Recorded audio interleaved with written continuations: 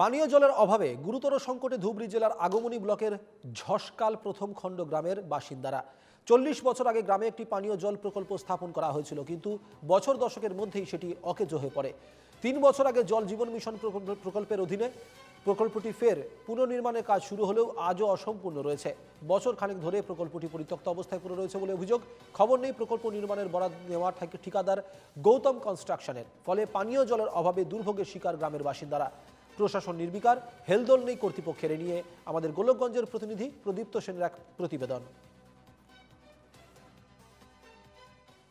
গ্রামে গঞ্জে বিশুদ্ধ পানীয় জলের খুবই অভাব, যার জন্য হয়তো আজ থেকে 40 বছর আগেই এই ভারত বাংলাদেশ সীমান্ত আগমনী ব্লকের ভারত বাংলাদেশ সীমান্তের এই ঝসকাল প্রথম খণ্ডে এখানে স্থাপন করা হয়েছিল একটি প্রকল্প।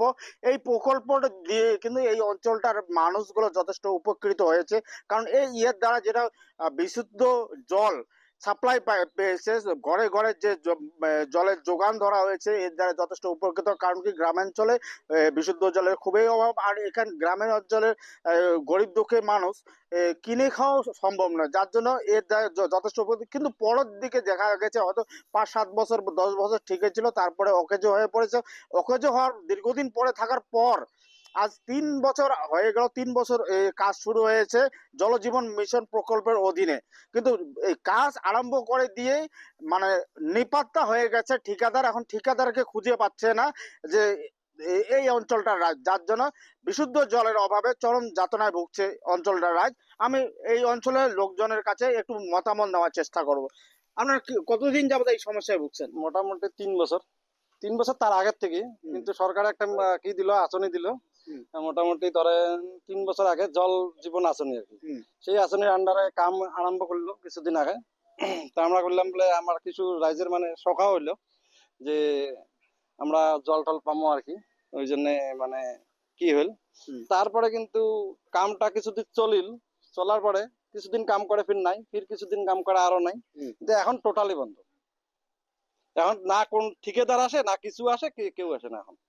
আচ্ছা, এখানে জলের কতটুকু সমস্যা? আমাদের এখানে তো জলের সমস্যা অনেক। তার মানে এখানে জল আর্সেনিক যুক্ত জল, সবাই কিনে খাইতে পারে না বাইরের জল। আমাদের এখানে জলজীবন মিশনের যেটা আগের প্রকল্প আছে, ওখানকার ড্যামেজ করে দিয়ে নতুন করে আমার স্যাংশন করাইছে। স্যাংশন করার ফলে ঠিকাদাররা এসে কাম করলো। কাম করার পরে কিছুদিন পর ঠিকাদারের পাত্তা নেই, আর ঠিকাদারের দেখা পাই না। আসে 2-1 মাস পরে কাজ করে, কিছু কাজ করে চলে যায়। এবং যাওয়া 1 বছর থেকে কোনো ঠিকাদারও আসছে না, কোনো কাম হইতেছে না। এখানে পাইপলাইনের কাম আধা হয়েছে, আধা হয় নাই। সাব ঠিকাদার যাদেরকে দিয়েছে তাদেরকে কোনো তোমার পয়সা পাতি কোনো এখনো দেওয়া হয়নি। এই চলছে। আর কোন ঠিকাদারের আন্ডারে কাজ চলছে? Gautam contraction company. তো সব থেকে বড় সমস্যা হয়ে গেল এই যে গ্রাম অঞ্চলের জলের অবস্থা খুবই খারাপ, কারণ আর্সেনিক যুক্ত জল এখানে রয়েছে। আর বিশুদ্ধ জল না থাকা, যে দূষিত জলের ফলে কিন্তু গ্রামে গঞ্জে রোগ ব্যাধির সংখ্যাটা বেশি হয়ে যায়। তার জন্য এই রোগ ব্যাধি যাতে না হয়, তার জন্য সরকার থেকে কিন্তু এত বড় বড় প্রকল্প হাতে নিয়েছে, কিন্তু প্রকল্প সরকার হাতে নিয়েছে কিন্তু কার্যক্ষেত্রে দেখা যাচ্ছে হয়নি। ঠিকাদারের হয়তো সেটা মানসিকতা নাই, বা যে প্রশাসন রয়েছে, যে কর্তৃপক্ষ রয়েছে, অফিসার রয়েছে, ওদের হয়তো দায়িত্ব জ্ঞানের অভাবে এমন কিছু হয়েছে। আপনারা কি বলবেন, আপনার সমস্যা কি? জলের কষ্ট হয়েছে আমার এই জল, কলের জল, নেত্রা জল খাওয়া যায় না। ওইটাই তো সমস্যা বেশি হয়, পেটের বেমার বেশি হয়। জল খুব নেত্রা, তা গরিব হোক মারি ফেলেন একবারে। নানাকে কিছু দিবে, জলও না নাগে, আমার অরুণেও না নাগে, কিছু না লাগে না। আপনি কি বলবেন জল সম্বন্ধে?